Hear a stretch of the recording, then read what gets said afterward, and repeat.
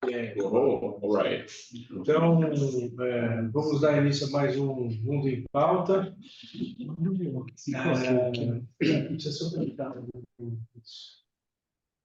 Hoje nós temos um assunto muito bacana, que é de perspectivas geopolíticas para 2024. Tá flageando aqui. Está valendo aqui o título. Mas o nosso amigo Flávio foi convidado para falar um pouquinho conosco. Na verdade, ele já palestrou para o nosso conselho empresarial algumas semanas atrás. Sim. E aí a palestra foi muito útil, muito bacana, então nós podemos introduzir ela hoje aqui. Flávio, esse evento aqui, Mundo em Pauta, é um mini evento, é um evento mais aberto, mais solto, a gente conversa bastante, é mais uma reunião do que um evento. Claro. Mas, de qualquer forma, ele fica gravado, vai para o nosso site para que todos possam ter acesso. Perfeito. Tá bom? Então, quem estiver online, quem estiver aqui presencial, quiserem fazer perguntas, if you'd like to make any questions. Anytime, no problem. Anytime. Então, vamos começar. A palavra com você, meu amigo. Vamos lá, muito obrigado. Mais uma vez um prazer estar aqui no Ebrei, conversando com vocês todos. Mais uma vez, né, qualquer pergunta, qualquer comentário, por favor, podem fazer aqui, que fica muito mais fácil. Eu queria comentar rapidamente sobre algumas perspectivas, né, não futurologia, mas assim, algumas perspectivas geopolíticas para 2024, baseando-se no que a gente tem de dados, né, e de possíveis questões que afetem demais a nós todos. Pode pular para o segundo, terceiro slide ali do ano das eleições, por favor? Ó, esse ano nós temos 64 países com eleições, tá? Provavelmente deve ser o maior número já registrado de eleições ao mesmo tempo. Obviamente, a maior de todas vai ser a eleição Trump versus Biden, né? Ou seja, essa é a questão fundamental, vou deixar um pouquinho mais lá para frente. O que é interessante analisar já de cara neste caso é que é a eleição fundamental no mundo que está sendo tratada com judicialização, ou seja, tenho comentado bastante que a eleição de 2016 do Trump, eleição de 2020 do Biden, eleição de 2024 deste ano agora, são 3 eleições com regras completamente diferentes. Elas não tiveram nada a ver com nenhuma das outras eleições da história americana. E não apenas um candidato diferente. Não, as regras eleitorais são completamente diferentes. Teve uma diferença tecnológica muito grande. O próprio direito nunca vai conseguir seguir, né, a tecnologia.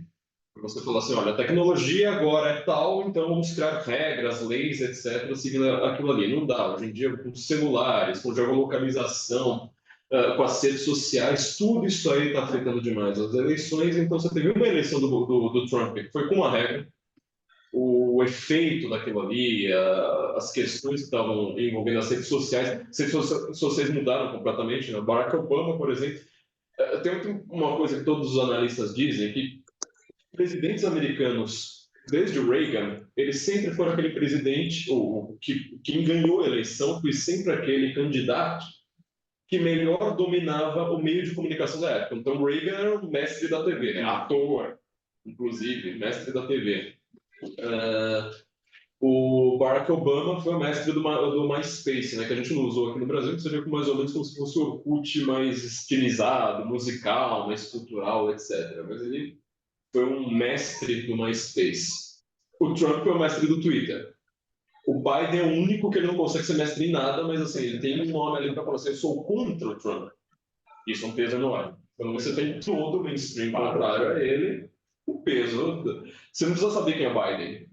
A aprovação do Biden no Brasil, por exemplo, ninguém faz a menor ideia de qual é a política do Biden. Mas o Biden tem uma grande aprovação no Brasil de falar. Ele é contra o Trump. Resolvido o problema.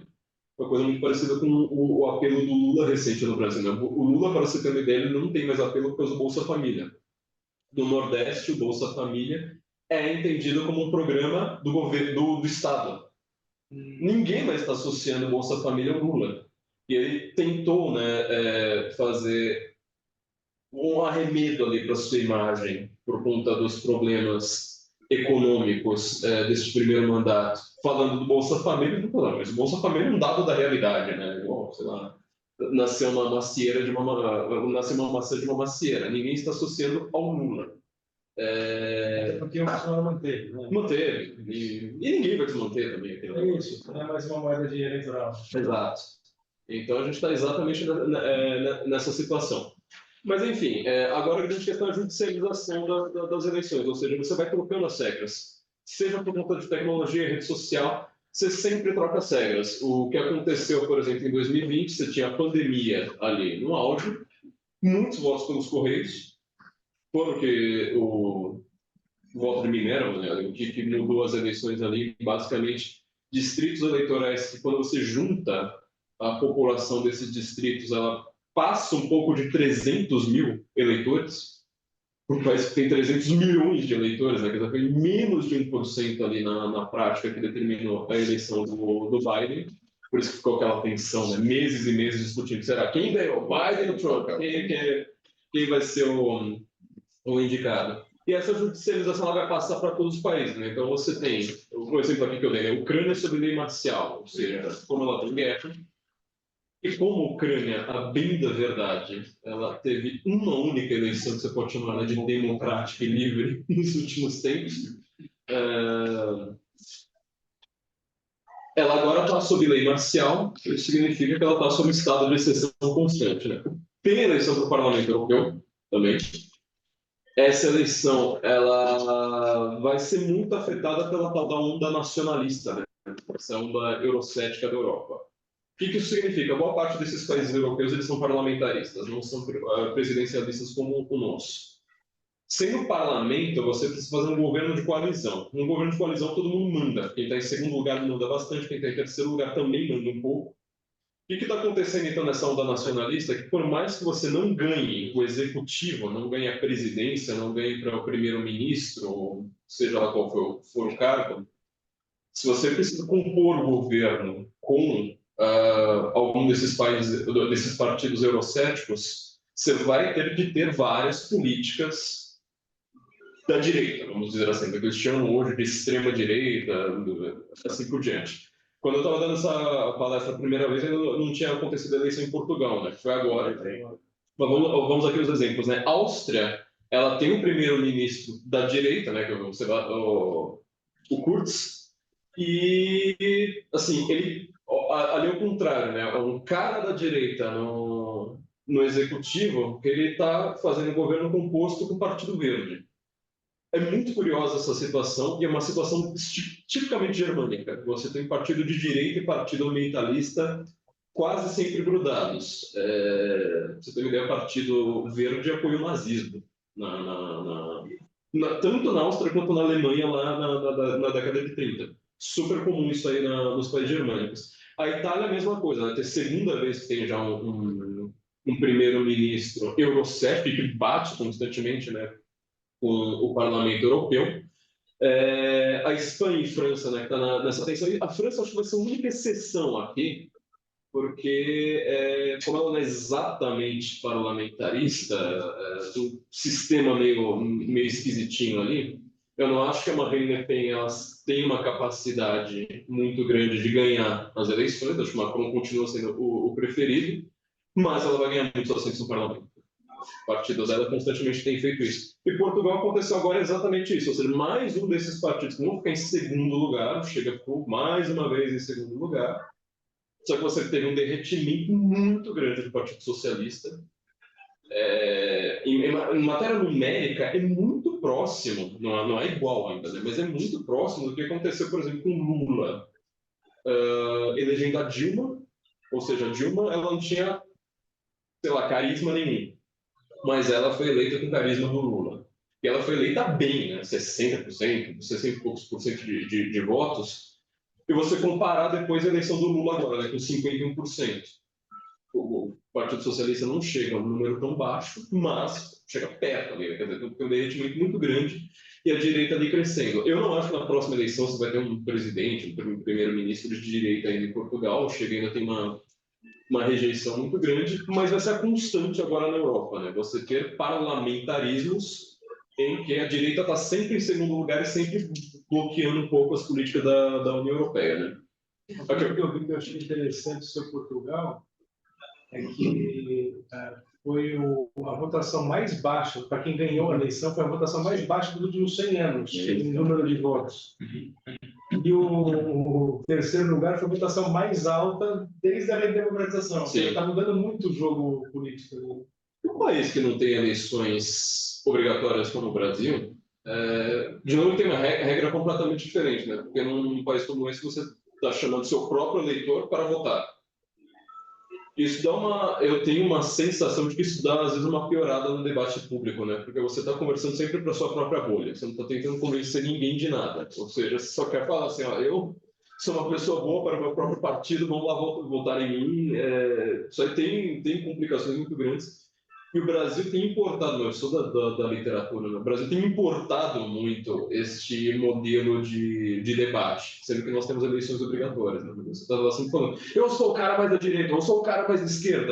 Eu acho que isso aí tem efeitos muito nocivos. Mas acontece essa coisa curiosa, né? Ou seja, um partido ele ganha ou perde porque as pessoas foram votar ou não. O que eu falei, né? Na Inglaterra pode perder a maioria conservadora, já está acontecendo, né? Isso aqui eu tinha colocado já algumas semanas para trás. Basicamente acontecendo, né? Porque como é um parlamento ali, né? Fica todo dia você tem uma mudança na composição parlamentar, você consegue tirar um primeiro-ministro numa semana e colocar outro, o país se mantém estável. É exatamente o que está acontecendo na Inglaterra agora. Não foi uma previsão difícil fazer isso aqui, né? Porque já estava uma tensão. Você não consegue ler um noticiário sobre a Inglaterra que não seja sobre isso. Até que você tem um candidato preso no Paquistão, continua preso. Só um detalhe curioso sobre a Inglaterra, que eu vi um comentário hoje, eu achei muito relevante, né? Que falou que porque a Princesa Kate está desaparecida aí desde novembro, dezembro. Questão de saúde, provável. Saúde, questão pessoal, enfim. O Rei Charles também está se tratando lá e também não está aparecendo publicamente. Então, assim, basicamente, o Harry saiu e está morando nos Estados Unidos. Então, assim, a monarquia em si não está presente. Não. E a vida da Inglaterra continua igual, né? O que reforça aquela imagem do povo de que a monarquia não faz nenhuma diferença no país. Ô Mauri, bom dia a todos aí, é Rafael Bernardi.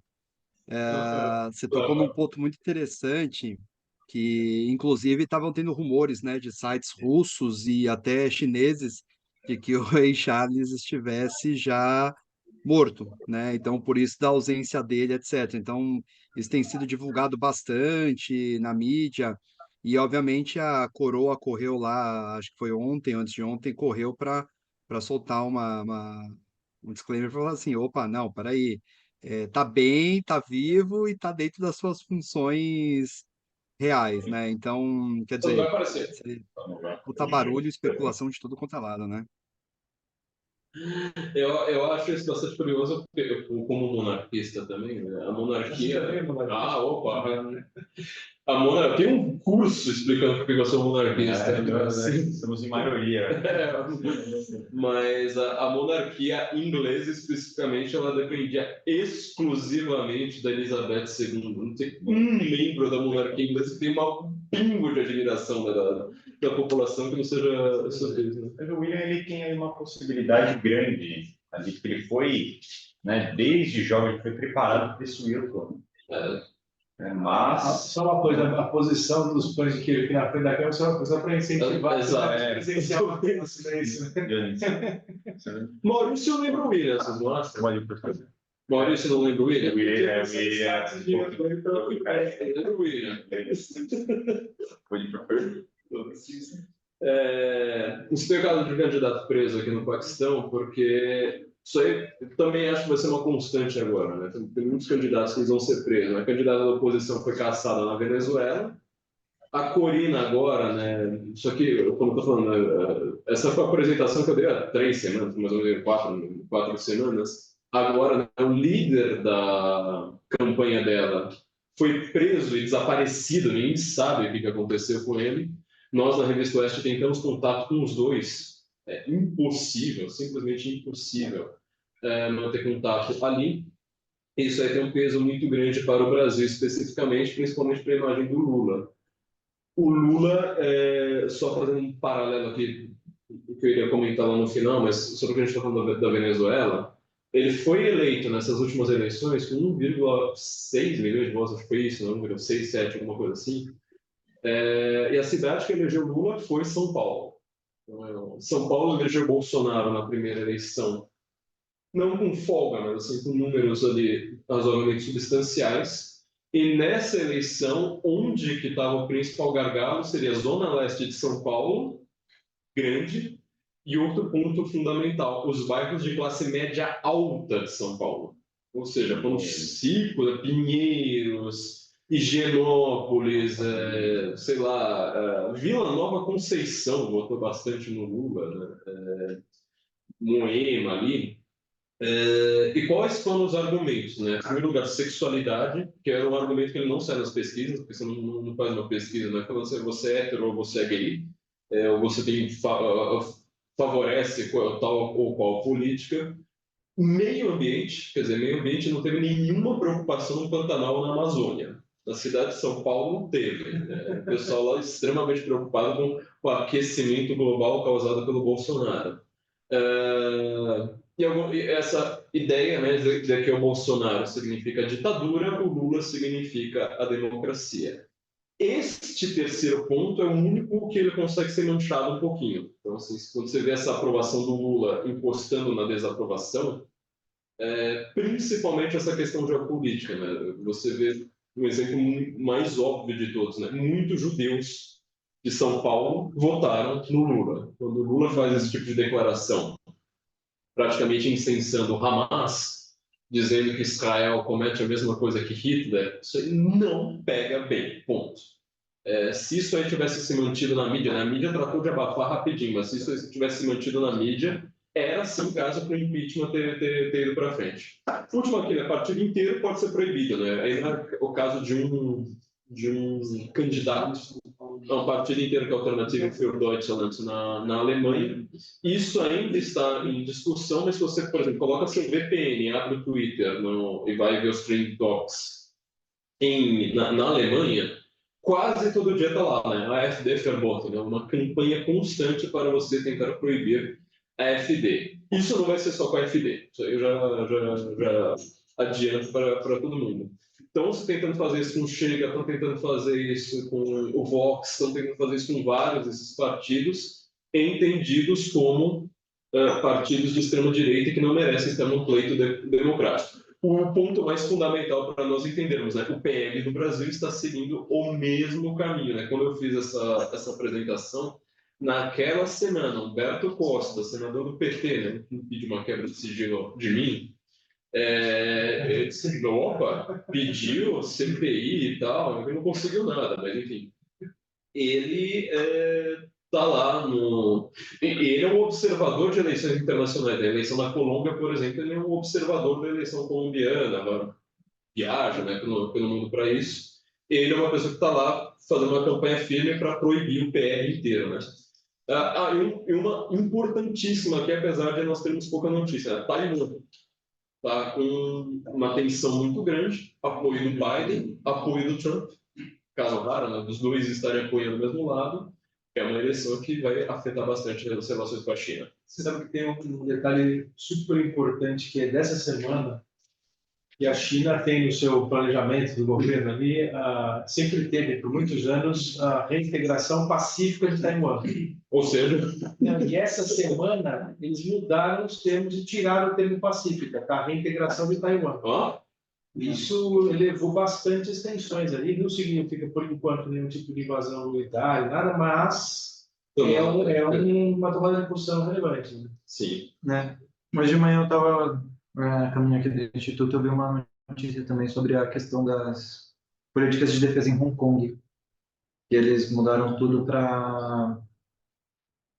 para ir de acordo com os partidos da China Mainland, né? Olha. Aliás, nós vamos ter um evento de Hong Kong hoje à noite, aqui no Instituto. Estão todos convidados. Aliás, você é convidado também, vai ser aqui o nosso rooftop, vai ter comes e bebes, vinho, tudo. É um evento gratuito, ele está sendo patrocinado aí pela própria Hong Kong Trade Development Center, né, HKTDC. Então, todos estão convidados a participar. Bom, maravilha isso aí. Outro lugar que tem uma tensão muito grande, né? Justamente porque Hong Kong, assim, aquela país chinês que não é chinês, é tudo confuso. Vamos para as eleições americanas, então, né? Assim, Pode passar. Minha interpretação, tá, não é minha única, mas assim, o lado que eu uso para interpretá-la. Né? A eleição americana é entre Trump e Biden, entre Trump e o Deep State americano. Biden, como eu falei, ele não tem apelo nenhum, mas ele tem o apelo de ser um anti-Trump. É um dos homens da velha política, né? Inclusive, ele parece esses caras que de vez em quando aparecem com sobrenomes famosos no Brasil, que você fala, não tem uma pessoa da família dele que você consiga ter uma mínima admiração, mas ele está lá, né? Falando em nome da democracia e tudo mais. Mas tal como aquela eleição entre Bolsonaro e STF, não Bolsonaro contra o Lula, ali eu enxergo como uma eleição entre Trump e o Deep State, principalmente né, a CIA, o Departamento de Justiça, né, DOJ, a FBI, e eu acho que principalmente o FBI. Tá? O FBI, assim, tal como o Bolsonaro versus o STF, enxergo como Trump versus o FBI. E a CIA. Eu acho que essas duas agências de inteligência fizeram o possível e impossível né, para estragar um pouco ali o governo do Trump, é o que vai continuar acontecendo. Como eu falei, né, são 3 eleições completamente diferentes, com regras completamente diferentes, a regra de Estado, que Estado pode ter voto por correio, que Estado que não pode, como é que funciona, até que dia que você pode mandar o voto, não sei mais o que. Tudo isso aí está mudando radicalmente o tempo todo, não tem uma constância, então são eleições com regras totalmente diferentes.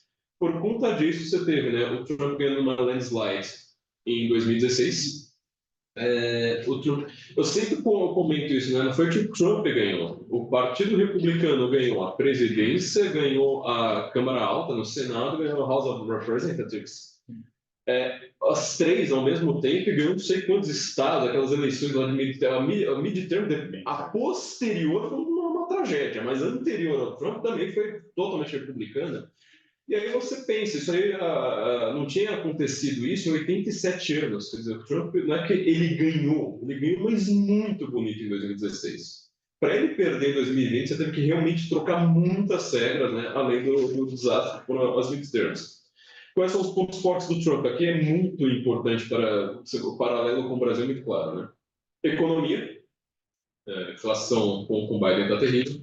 Segurança nacional, padrinho da minha filha, ele mora nos Estados Unidos, quando eu fui passar né, umas férias lá com ele comentando, mas o filho dele na escola, ele falou assim, olha, aqui quando tem briga, porrada mesmo com os filhos na escola, tá na Flórida também, né? É diferente, porque lá até professor assim tem aquela tendência a falar assim, olha, você precisa saber se defender. Por que isso? Porque você manda seu filho para o Afeganistão, entendeu? Lá a notícia da guerra não é uma notícia externa, não é uma coisa que afeta a sua... É você saber se você vai ter um filho vivo ou não. Então isso aí é uma coisa muito importante. A segurança nacional é muito... Você pode odiar o Trump e falar, olha, eu quero o Trump agora por conta de evitar guerras, uma coisa como essa. A guerra entre Israel e Hamas também é muito clara, né? Está todo mundo sentindo o Biden muito fraco nessa. A imigração, principalmente nos estados do Sul, também em Nova York e alguns outros estados, mas aí tem questões ideológicas ali muito tensas e fortalecimento da classe trabalhadora. É engraçado que o Trump, tal como foi com o Brexit, né, ele tem esse apoio da classe média baixa americana. Ele fala do sonho americano justamente apontando para essa classe média baixa. Michigan, aqueles estados do Rust Belt, bem diferente do que a gente costuma pensar. Quais são os pontos fortes do Biden? Aqui que eu acho interessante, né? Mudanças climáticas, aborto, isso está assim, nos primeiros lugares nas pesquisas. Aliás, um tema que cresceu muito no mundo inteiro agora. Né? Aborto, inclusive, o Bolsonaro tinha usado isso né, como uma propaganda e foi censurado pelo TSE. Né? Não diga que o Lula vai favorecer a descriminalização do aborto, foi censurado e, mesmo assim, sempre aparece isso, não via Congresso, mas via ADIM, né? Via Ação Direta de Inconstitucionalidade.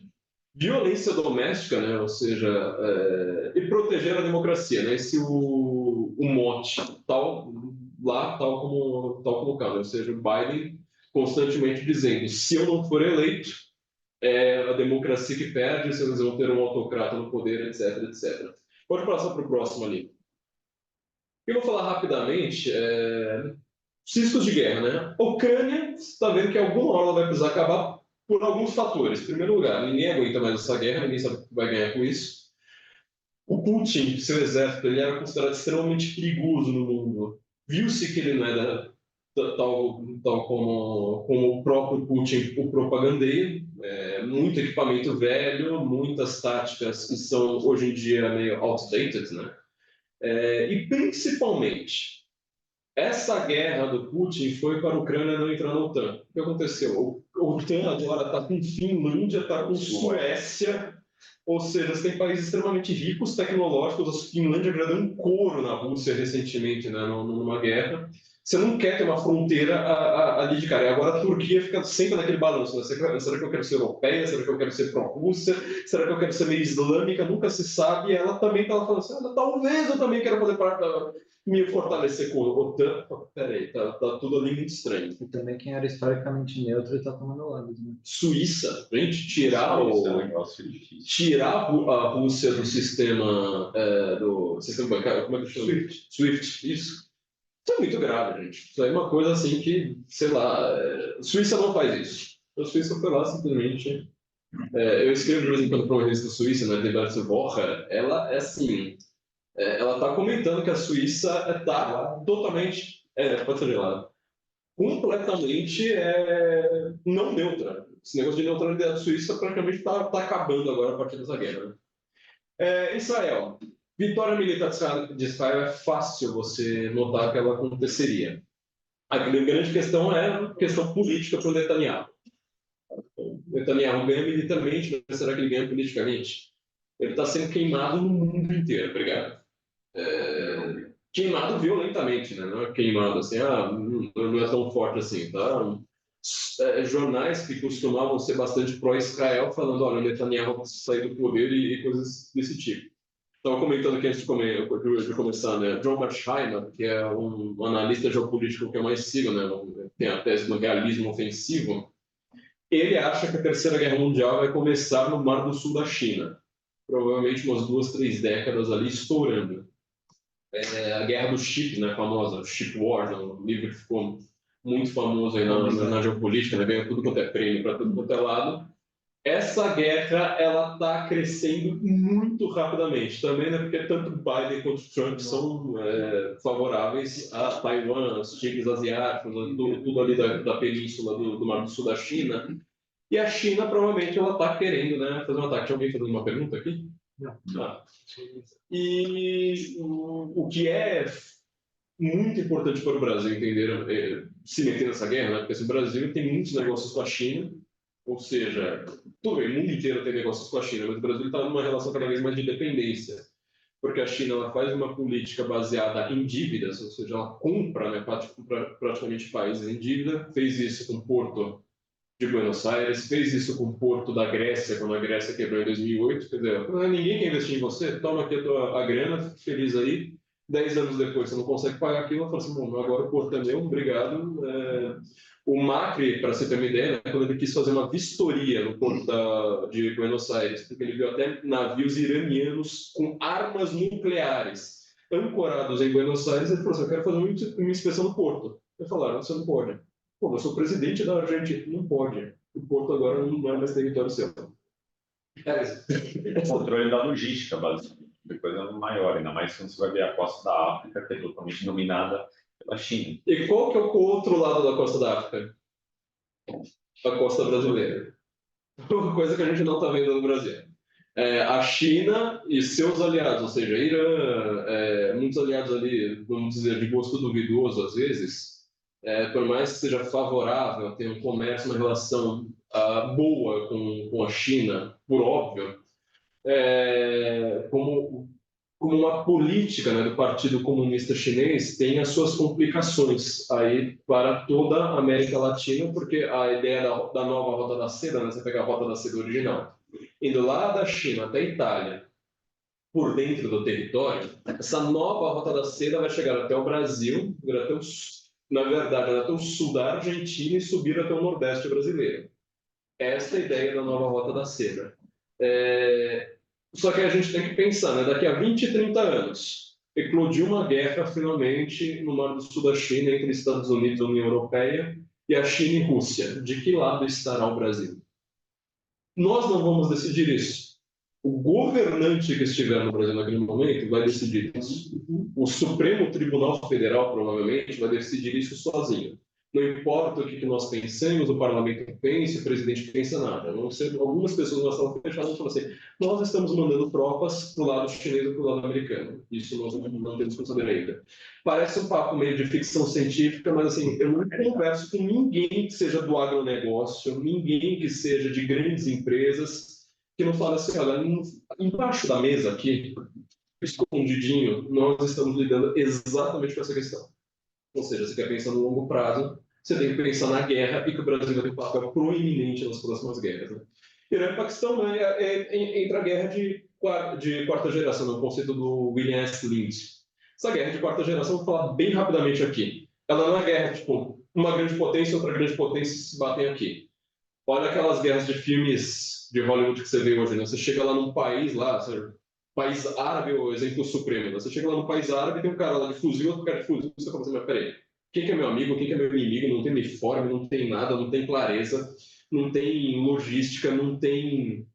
É guerrilha, ou seja, explode uma bomba aqui, o resto da cidade continua lá vivendo sua vida normal. Você fala, peraí, cadê isso aqui? Não é um cenário de guerra. A guerra urbana, não é no meio do mato, é uma guerra urbana explodindo lá na cara de todo mundo. Os ataques diretos, genocídio de civil, migrações de população. Por que está acontecendo tanta imigração muçulmana na Europa? Né? Um dos fatores é esse, ou seja, você explode guerra ali na Síria, na cara de todo mundo, você fala, estou vazando. Já era. E pressão, né? De mídia, pressão econômica, corta água, corta alimentos, uma logística assim, infernal agora. Né? Então, esse tipo de guerra ela é extremamente mortal. Você não consegue contar o número de mortes nunca. Você simplesmente presume, deve ter morrido aí 300 mil hoje. Não consegue, ela é extremamente violenta. E o último slide, né, do Brasil, como é que está o Brasil nessa situação, né?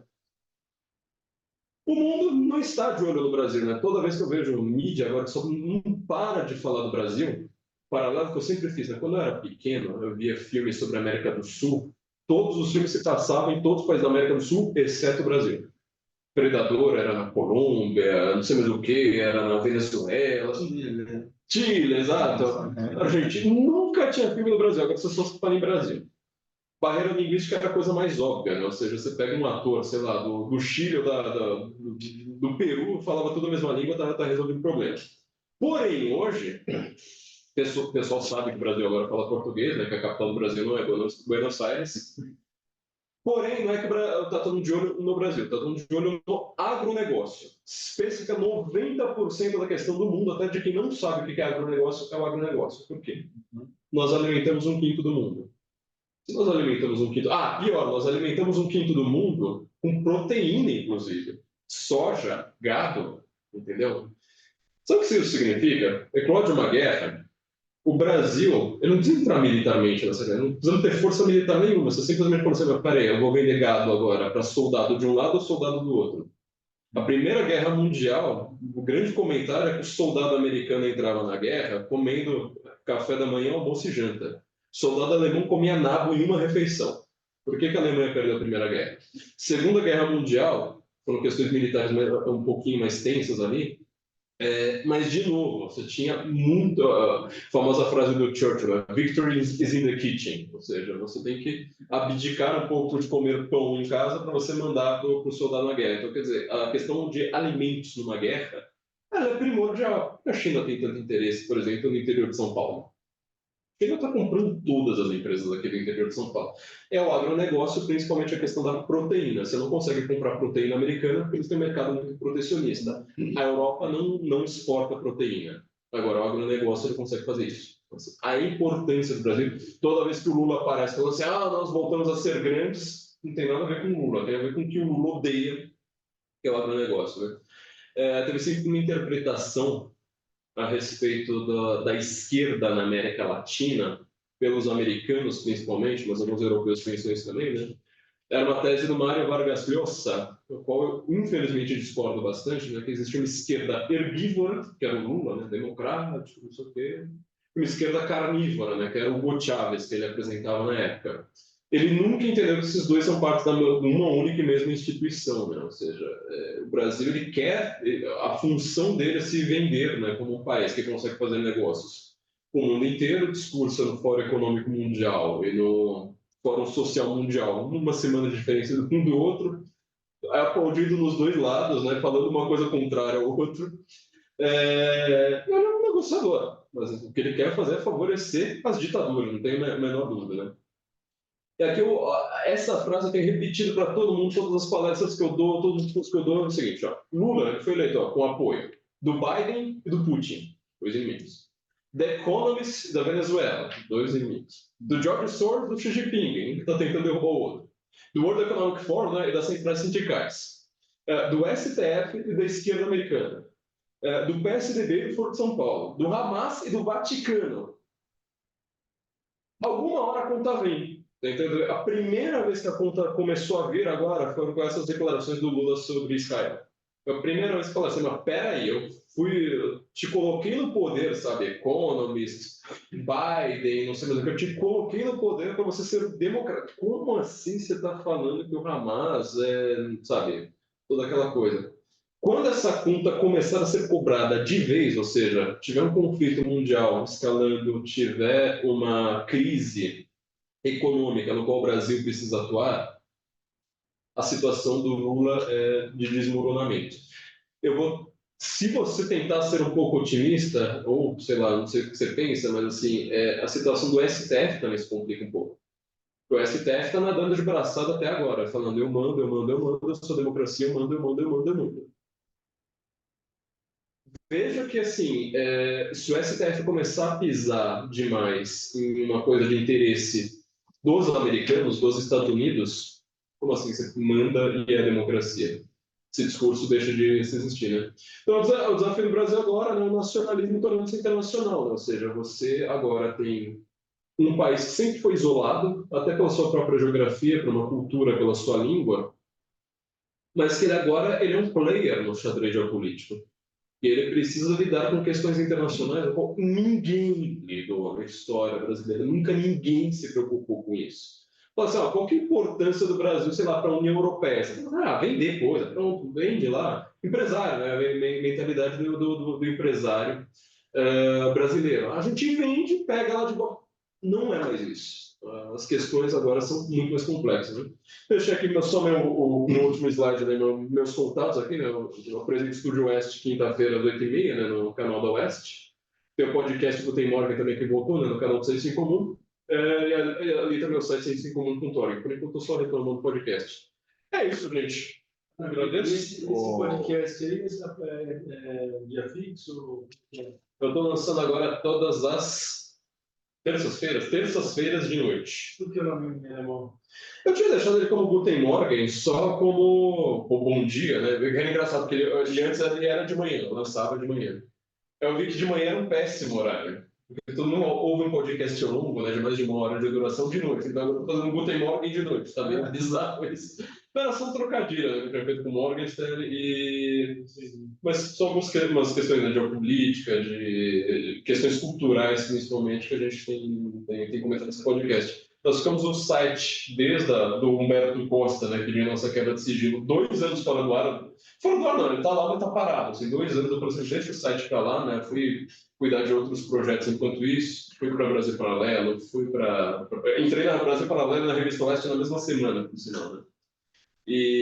Mas agora estou retomando, continuo no Oeste só, eu estou retomando o projeto, mas por enquanto só com podcast. Logo a gente retoma o site inteiro. Muito bom, puxa, olha, muito obrigado. Bom, sensacional. Quer fazer uma pergunta? Não quis interromper. Flávio, nós, hoje, eu penso e tenho me preocupado pessoalmente, inclusive, com essa situação de geopolítica política no mundo. Eu praticamente procuro ter uma visão mais sistêmica do que está acontecendo em cada lugar, para ver os interesses, como eles confluem para uma determinada área. Sim. Eu estou vendo também a questão do Oriente, a questão da guerra da Rússia, a questão da situação econômica e de imigração na Europa, está causando problemas seríssimos e tudo mais. E vejo com maior preocupação a política americana que tem levado aos Estados Unidos a uma derrocada. A questão econômica, questão social, a questão política interna, e isso tem enfraquecido os Estados Unidos. E, por outro lado, você vê que quando você cria, você expõe o enfraquecimento de um lado, é óbvio, uma grande potência vem do outro lado, que é o caso do aproveitamento das chances, que é uma China, por exemplo. Sim. E a China, realmente, ela tem procurado, tanto na questão do alimento, como na questão de logística, né? Porque não adianta ela ter o alimento se ela não tem como transportar. Então, ela está se posicionando nesses países como o nosso, o Brasil, como a Argentina. Como a Argentina é um pouco, no meu entender, bastante mais grave, porque é uma questão de soberania do território. Ela perdeu. Sim. Perdeu, não sei se ela vai poder recuperar isso um dia. Então, na questão da África também, que eles estão entrando pesado lá e tudo mais.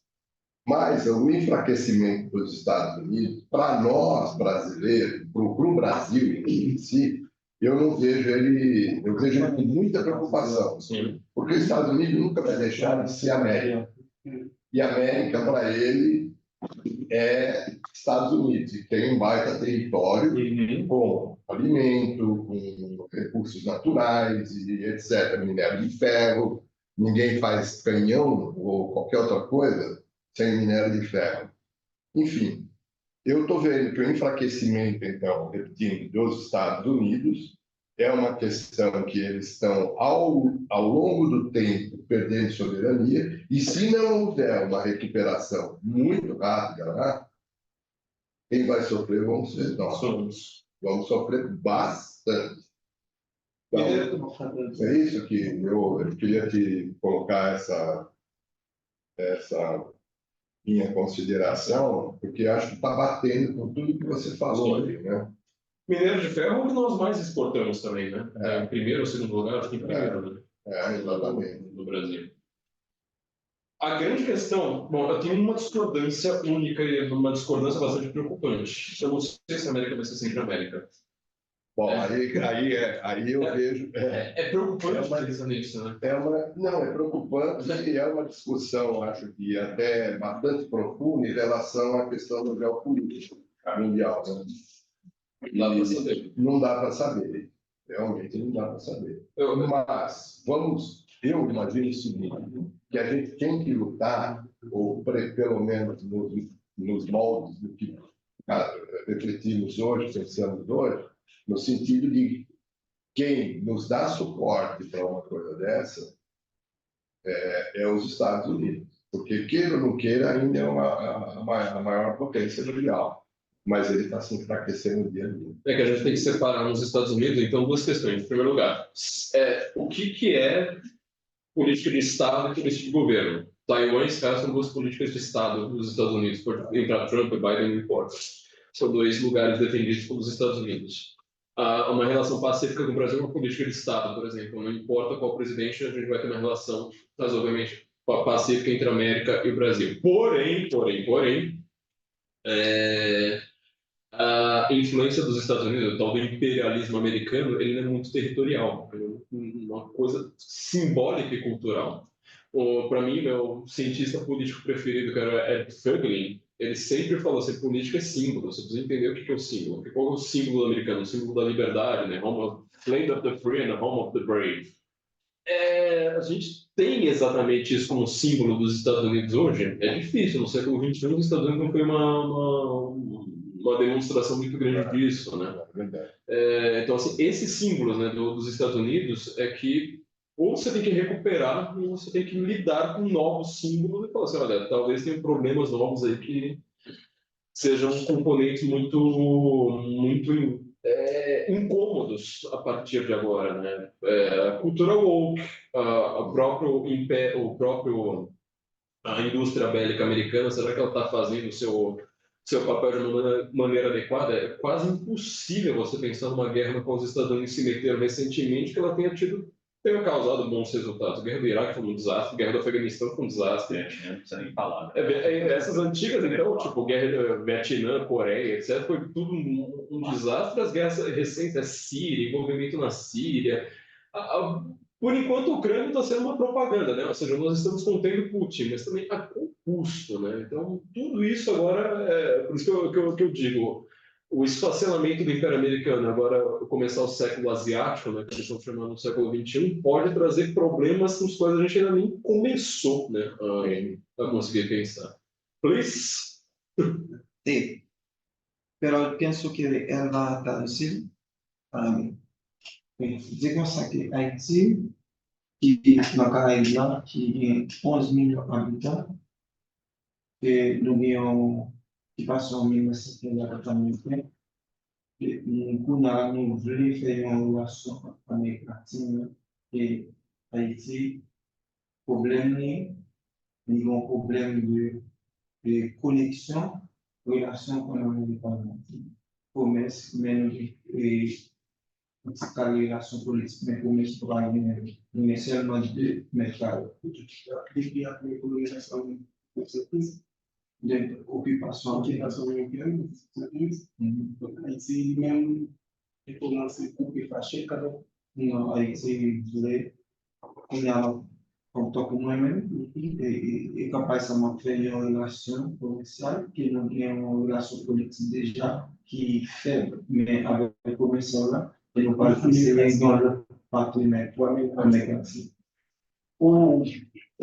Bom dia, meu nome é Emmanuel Petit e o Júlio falaram que como Haiti, depois de ocupação americana, 19 115, né? 1915. Então, e eles vêm como se ele está viajando, vem aqui, sair de lá no Chile, entendeu? Lá fazer o quê? Lá ver se a gente vai ter alguma relações com outro país, na América Latina, entendeu? Lá ver, sim, para não ficar dependente de Grandes potências. exatamente. E, por exemplo, no Brasil e Haiti, outro país, tem um relacionamento de intercâmbio, entendeu? Político, cultural e comércio econômico, entendeu? É assim que ele está falando. Mas, and because we need the change, the politics American, because we suffer so much. We have two markets, República Dominicana and America. So we have so much time we suffer because we have the Brazil now we have the connection relation with Chile politics. Now I'm fighting for have the relation commerce. Yes, now it's okay. I'm a president for the Cámara Comisión. Now, my mission is a change. Haiti don't have like the problem Argentina or Venezuela. Now, Haiti have a problem leader. And leader, we have the history with American Latino before, but now I live in 7 years in Chile. But now Haiti don't have the connection. Don't have connection from the African too. Don't have connection. So this week I have a meeting with the African Union. So I say, I got a question. Oh, why Haiti don't have relationship with African Union. But I see the politics before with Haitian. He said, no, hey, Haiti, I want to delete Haiti for, Africa. He said, no. I said, for what Israel? Is, well, is we have a connection with, African have a connection with Israel. For why? Because Israel don't have the culture, don't have the language, the African. No, I see that the word now Israel is out. So Brazil have Haiti so much. This is the only immigrant here in Brazil. The Haitian people have the respect. I see it. This is the first time I've come to Brazil. The paper or residence is easy for Haitian. This is only country on the world have a good, big respect with Haiti. So now Haiti, Brazil, exploitation, something about Haiti. $47 million. So look at Haiti, because, well, the immigrant Haitian is living here. This is a new immigrant, but we access so much time. We have the history for why the American don't need Haiti connected on any country in the world. What is the population of Haiti? What? The population. Population. 11 million. 11 milhões. Exactly. Oh, the size of the city of São Paulo. Yes. So almost the same size. I don't know very much about it, but what we can say, I think that Latin America had a very huge problem in the 70s, because on the 60s, because we didn't have a Marshall Plan. So after Second World War, you had a Marshall Plan for all Europe, even the countries that had a huge and strong economy, like Germany, even Germany.